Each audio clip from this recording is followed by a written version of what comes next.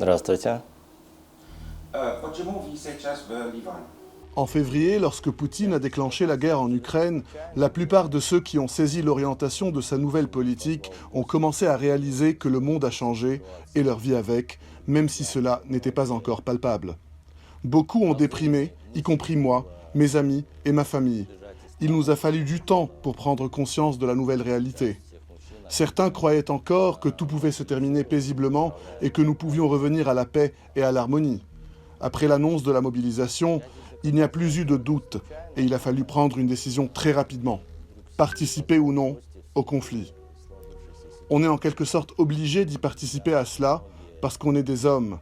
Dans notre pays, tous les hommes à partir de 18 ans doivent rembourser leurs dettes envers leur patrie, comme il est de coutume de dire dans notre pays. C'est-à-dire servir dans l'armée pendant au moins 1 an. Beaucoup d'hommes ont choisi de fuir le pays, vers n'importe quel endroit sûr où le gouvernement russe n'a aucun pouvoir. Des milliers d'hommes ont commencé à aller à la recherche de nouvelles opportunités. Un ami de la famille du Liban a proposé de m'aider. Je n'ai pas réfléchi longtemps, je devais agir. Et ça s'est donc terminé au Liban.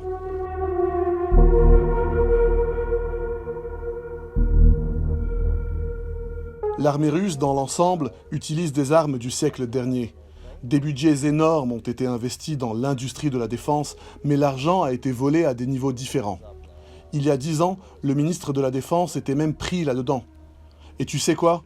Il a échappé à la sanction. Beaucoup de choses n'existent que sur papier. Les objectifs de notre armée sont très douteux, comme la saisie de territoires étrangers, bien que cela se déroule sur base du slogan « Nous n'abandonnons pas les nôtres ». L'armée en Russie n'est avant tout pas un travail, mais un devoir imposé par les traditions. Sa mission consiste à apprendre à un jeune homme à obéir aux ordres et à défendre sa patrie. Mais il n'est pas toujours clair ce qui se cache sous les concepts de patrie et de protéger. D'ailleurs, Poutine a déclaré la guerre à l'Ukraine au lendemain d'un jour férié, la journée du défenseur de la patrie.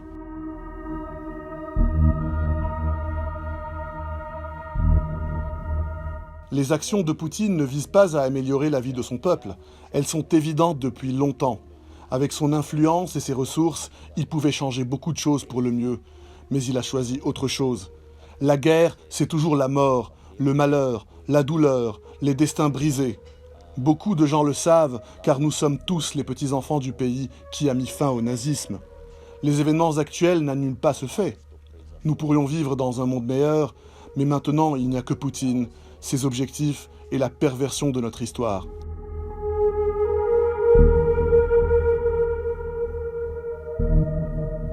Plus il plonge dans ses véritables intentions, plus il les perd. Avec lui, ne reste qu'une foule de fanatiques qui sont déjà allés trop loin et ne se voient pas autrement. Qui pourrait être intéressé par tout cela, à part lui et ses followers? Il essaye par tous les moyens de le cacher, d'agir sur le public, d'envelopper un bonbon insipide d'un beau papier d'emballage.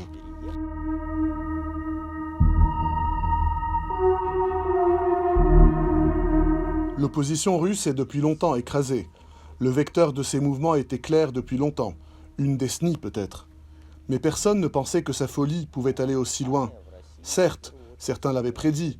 Ils sont déjà morts ou en prison. L'essentiel de la population se situe au niveau inférieur de la pyramide de Maslow, la nécessité de subvenir à ses besoins élémentaires d'existence, nourriture, sécurité pour elle-même et sa famille. Nous avons une stratification de la société entre les riches et les pauvres qui s'est accrue depuis longtemps. Beaucoup en Russie ont commencé à ressembler à l'intrigue du roman dystopique de George Orwell de 1984. Soit dit en passant, pour autant que je sache, après la déclaration de guerre de Poutine, les ventes de ce roman dans le pays ont considérablement augmenté. Il est dommage que le monde qui y est décrit devienne réalité en Russie. Substitution de concepts, 5 minutes de haine à la télé, réapprovisionnement du dictionnaire novlangue, ministère de la vérité, falsification de faits, guerre. Il est dommage que le gouvernement ne tire pas de conclusion de l'histoire du pays. L'alphabétisation de la population devient non rentable pour les dirigeants. Quels avantages Poutine obtient-il? Une foule d'esclaves stupides qui sont prêts à sacrifier leur vie, leurs enfants, le bien-être du pays pour satisfaire les fantasmes malades du tsar.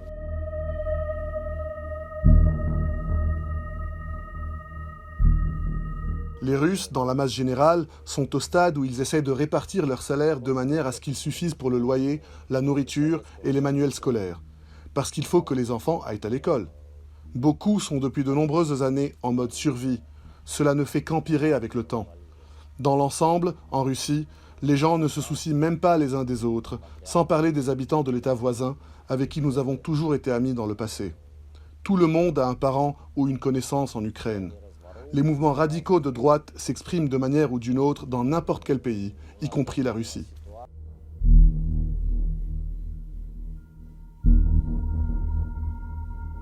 Poutine n'a que des alliés qui bénéficient de ses actions. Il y en a de moins en moins, cependant. Ce sont des dictateurs comme lui. La Chine vit et agit dans son propre intérêt, prenant tout ce qu'elle peut prendre de la Russie. Elle profite de la situation tout en essayant de garder une certaine position neutre. L'Iran, autant que je sache, est lui-même embourbé dans des contradictions internes. Il lui importe d'avoir un allié de premier plan afin de renforcer sa dictature. Je ne suis pas un expert politique, donc je ne peux pas être plus précis.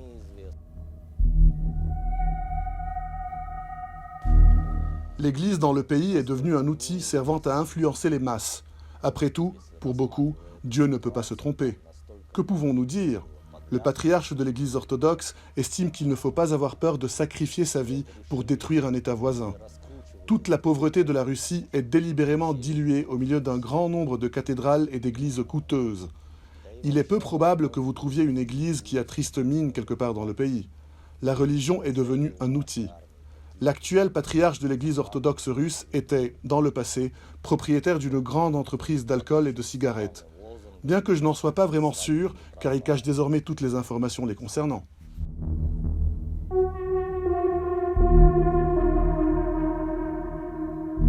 À mon avis, l'un des principaux problèmes de notre population est son incapacité à avoir de ses propres yeux une alternative à la vie actuelle en Russie.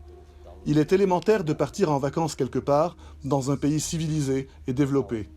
Les Russes sont habitués à recevoir les informations de la télévision.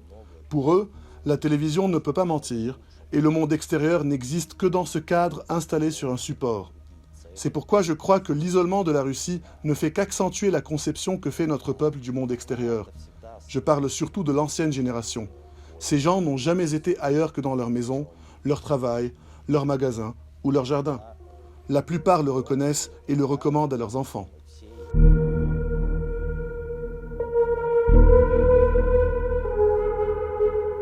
La Russie est un très grand pays, riche de ressources, d'histoire, d'une nature magnifique. Les Russes sont pour la plupart gentils, éduqués et talentueux. Seule la politique du pays vise des objectifs médiévaux. Je pense que c'est un problème de génération et d'analphabétisme. Une personne en Russie ne peut pas se réaliser pleinement. Nous n'avons pas de base de développement. Par conséquent, ceux qui cherchent des opportunités à l'étranger les trouvent le plus souvent. Ils y sont valorisés et ont la possibilité de se développer. Ils obtiennent une qualité de vie dans des pays où les lois protègent les personnes. Cela se produit depuis des décennies. Aujourd'hui, depuis l'annonce de la mobilisation, personne ne se sent en sécurité. Les gens sont choqués et effrayés. C'est pourquoi je suis parti. C'est pourquoi mes amis et des milliers de personnes sont partis de là. Nous sommes nombreux, mais nous sommes surtout impuissants face à un groupe de bandits qui gère un État policier depuis près d'un quart de siècle. Maintenant, tout le monde cherche une opportunité pour rompre les liens avec cet État, car les événements en cours vont à l'encontre de la nature de toute personne sensée. Bien sûr, je voudrais que la Russie soit l'allié de la plupart des pays civilisés. Commerce, tourisme, projets scientifiques internationaux, tout pourra être réalisé. Beaucoup l'ont toujours voulu et y ont cru. Mais on ne nous a pas demandé notre avis. Peut-être que l'OTAN n'en aurait pas besoin. L'OTAN perd son sens en l'absence de menaces. Maintenant, son existence est même justifiée. Poutine lui-même a ravivé la raison d'être de l'OTAN.